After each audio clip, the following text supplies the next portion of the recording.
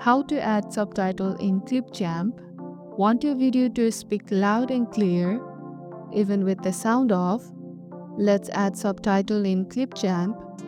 Drag a video and audio on your timeline. Click the audio. On the right sidebar, you will see Caption tab. Click it.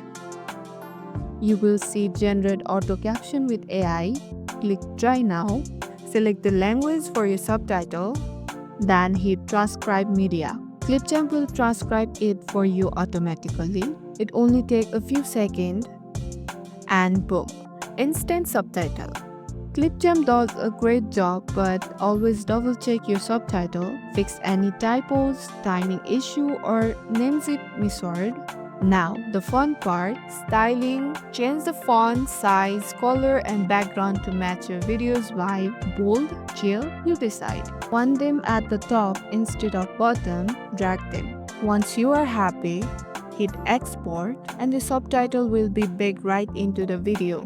Perfect for Instagram, TikTok, or silent autoplay feeds. If this was helpful, don't forget to like, subscribe, and hit the bell icon for more fast tutorials.